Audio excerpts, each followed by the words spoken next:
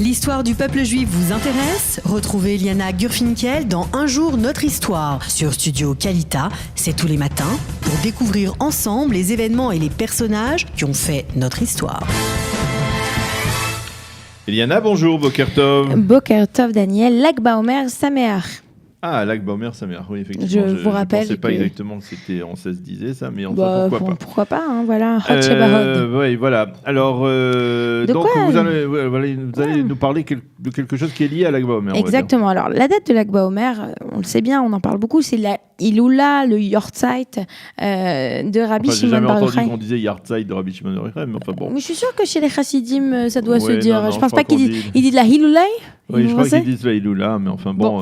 Alors, c'est donc l'anniversaire du décès de Rabbi Shimon Bar Yochai, mais ce n'est pas seulement l'anniversaire du décès de Shimon Bar Yochai. Il y a une autre personnalité très connue du monde juif qui est décédée à cette date, et c'est Yehoshua, Josué.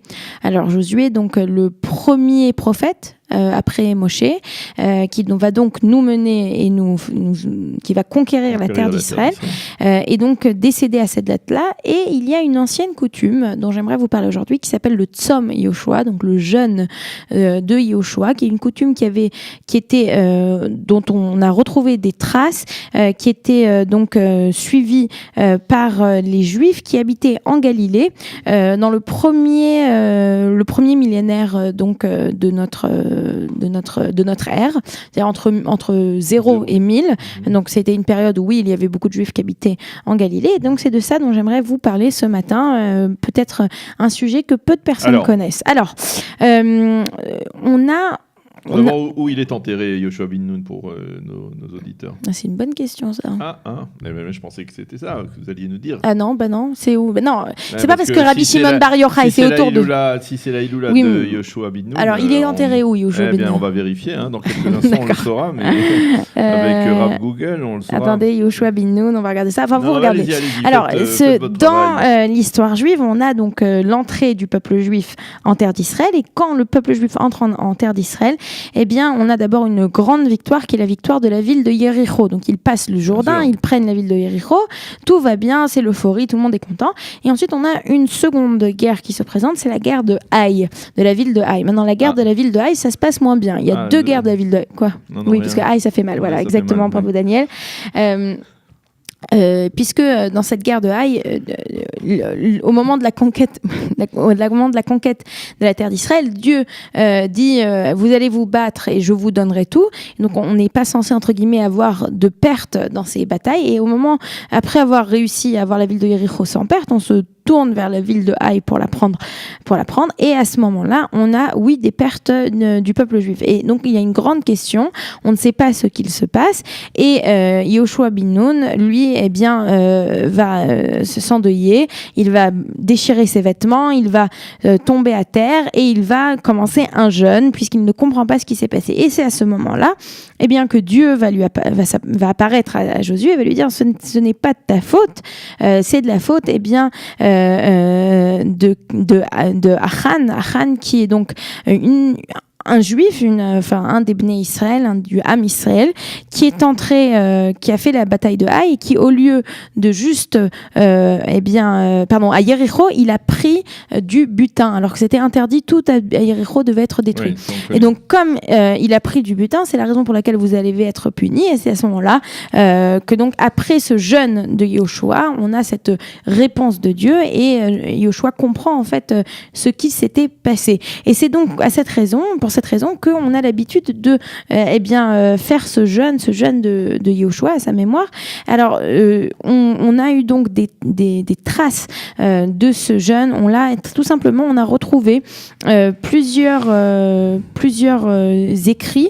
Alors ces écrits en général, ils ont été retrouvés bien sûr des pierres ou sur des murs dans lesquels on nous parle de ce jeûne qui est respecté par ces juifs qui habitent donc dans cette région de Galilée, puisque beaucoup de juifs sont restés en région de Galilée. Quand on parle de la Mishnah, par exemple, la Mishnah a été rédigée par les Juifs galiléens, il faut le dire, les Juifs galiléens, et une partie qui habitait aussi dans le Golan.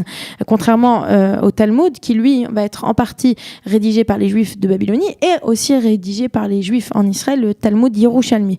Et il faut savoir aussi que quelques années plus tard, on a fait un lien entre ce jeûne de Yehoshua à un tremblement de terre qui a eu lieu en fait à la même date, qui a eu lieu à la date du Chai Beyar, donc à la date d'aujourd'hui, et ça a bien entendu rajouté à cette journée qui est une journée avec beaucoup de ferveur, puisqu'il y a eu un tremblement de terre assez important. Et alors les chercheurs qui donc se sont penchés sur le sujet pensent que on parle ici du tremblement de terre qui a eu lieu en 363 de notre ère, qui a donc eu lieu à cette date.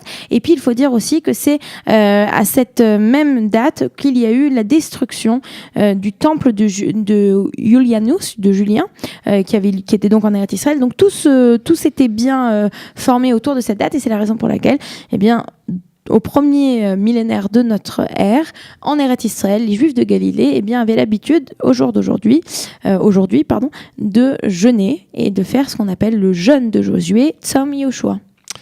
Bien, c'est tout à fait inattendu, en tout cas inédit, mais parce que ça veut dire ça, d'une certaine manière, ça a entravé la fête de Lag BaOmer, puisque... Alors la fête de Lag BaOmer, on commence à la célébrer à partir du XVIe siècle, tout simplement. Ah bon, pas avant? Non, avant, on n'en parle pas, puisqu'on dit que le Zohar a été donc découvert, ou a été...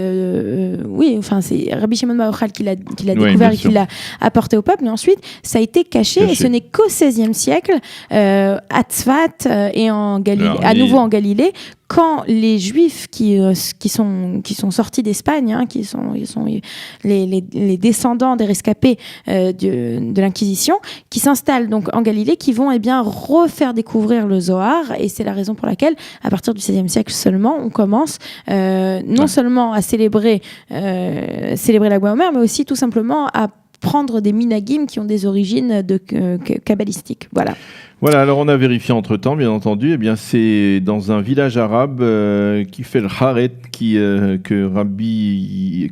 Yoshua ben Nun est enterré, c'est au nord-ouest de Ariel, dans le nord de la Samarie. Et ce qui ne fait que renforcer la théorie qui dit que le cœur de l'histoire juive et du Tanakh, c'est bien entendu la Judée et la Samarie. Voilà. Évidemment, merci Eliana pour nous avoir parlé de ce jeûne dont on ne connaissait probablement pas l'existence. Donc, est-ce que vous allez le faire aujourd'hui? Non, probablement pas, puisque c'est déjà, vous avez vu, j'ai pris un café déjà.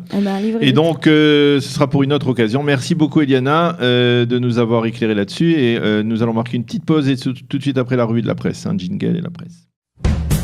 Vous aimez l'histoire juive?